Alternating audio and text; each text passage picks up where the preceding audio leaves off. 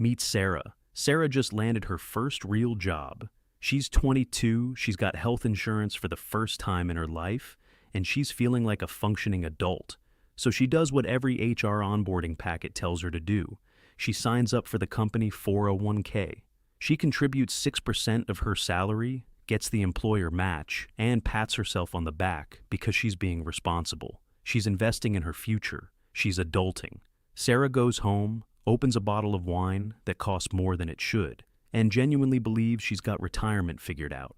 Fast forward 40 years, Sarah retires. And here's where it gets uncomfortable, because Sarah did everything right. She contributed consistently, got the match every year, and never touched the account. But when she sits down and looks at what she actually has versus what she should have had, there's a gap, a big one.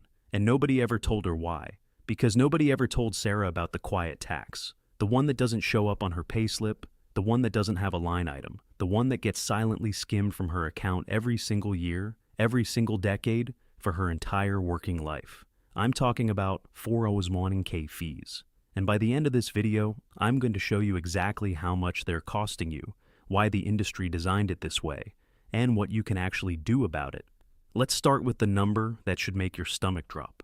According to a study by Demos, a single percentage point difference in fees on a 401k can reduce your final retirement balance by 28% over a 35-year career. Read that again. 1%. 28% of your retirement gone. Not because of a market crash, not because of bad investments, but because of a number so small it fits in a decimal point. It's the financial equivalent of a leak in your roof. You don't notice it until the ceiling caves in. So, where exactly is this percentage going? Because this is the part the industry really doesn't want to explain clearly. When you invest through a 401k, there are multiple layers of fees quietly at work. The first and most common is the expense ratio. This is the annual fee charged by the mutual fund or ETF you're invested in, expressed as a percentage of your total assets. The average actively managed mutual fund carries an expense ratio of around 0.68%. Some go as high as 1.5% or more. And while 0.68% sounds like nothing, remember, that's charged on your entire account balance every single year, regardless of whether the fund made you money or lost you money. The fee doesn't care about performance. It just takes. Then there are administrative fees. These are the fees your 401k plan charges just to exist. Record keeping, compliance, customer service. The average all-in 401k fee, including fund expenses and administrative costs, sits somewhere between 1% and 2% annually, depending on the plan. And if your employer is a small business with a smaller plan, you can be looking at fees closer to 3%, which means, in the worst case, you need your investments to return 3% per year before you've even broken even. And then there's the cherry on top. If your plan comes with a financial advisor, congratulations. You might be paying an additional advisory fee of 0.5% to 1% on top of everything else. So, all in, you could be looking at 3% to 4% per year quietly evaporating from your retirement account. And here's the brutal part. Because of compound interest, those fees don't just cost you the money taken today. They cost you every dollar that money would have grown into for the next 30 years. Let me put a number on that because abstract percentages are how this industry hides the damage. Let's say you invest $300 a month from age 25 to 65. That's 40 years. At an average market return of 7% with zero fees, you'd retire with approximately $798,000. Now let's apply a 1% annual fee. Same contributions, same market return, just 1% skimmed off every year.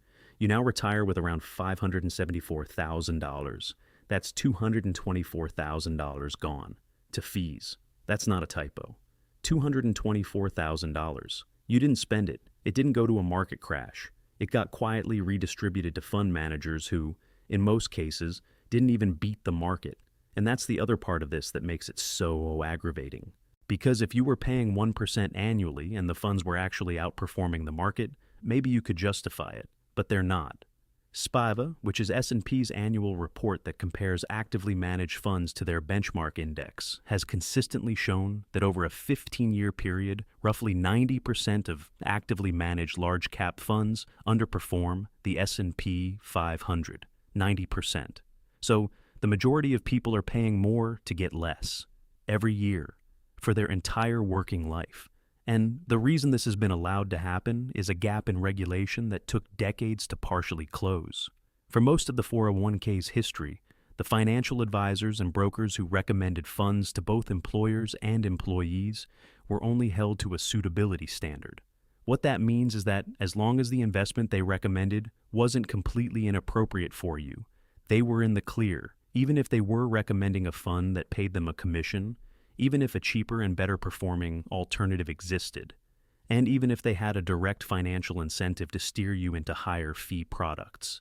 The standard wasn't what's best for you, it was what can we technically justify. And they built an entire industry on that gap. The Department of Labor tried to close this with a fiduciary rule in 2016 that would have required retirement advisors to act in clients' best interests. It got legally challenged, watered down, and then vacated entirely in 2018.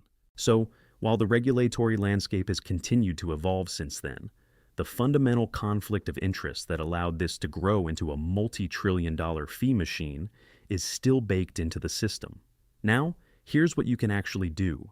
Because this video isn't just about making you angry, although you should be. The fix is genuinely simple. First, look up your 401k plan's expense ratios.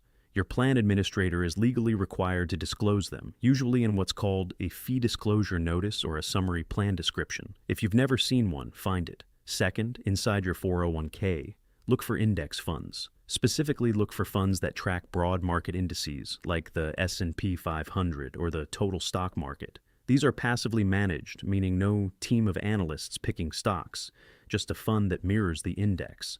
And because of that, the expense ratios are dramatically lower. Vanguard's S&P 500 index fund carries an expense ratio of 0.03%. Fidelity has a version at 0.05%.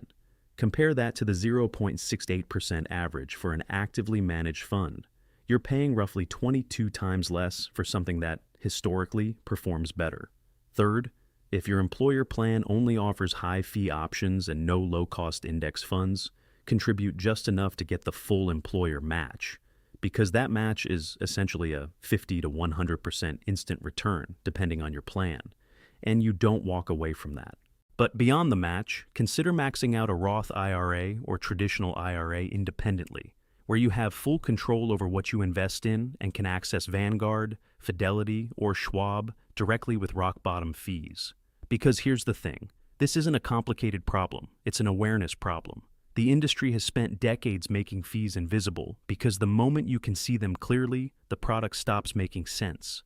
They buried it in basis points and fund prospectuses and fee disclosure documents that read like they were designed to not be read. And it worked. For most people's entire careers, it's worked. Sarah spent 40 years doing everything she was told. She contributed, she got the match, she never panicked and sold, she did everything right, and she still left hundreds of thousands of dollars on the table because nobody handed her a one-page document that said, "These are your fees, this is what they'll cost you, and here's what you can do differently." So, I want to know where you stand on this. Do you think employers and plan administrators should be legally required to show employees a projected fee impact in dollar terms at enrollment? Or do you think this is just the cost of access and personal responsibility means reading the fine print? Or do you think the whole 401k system is broken and needs to be rebuilt from scratch? Drop it in the comments. Because the more people who actually understand how this works, the harder it is to keep running the same play.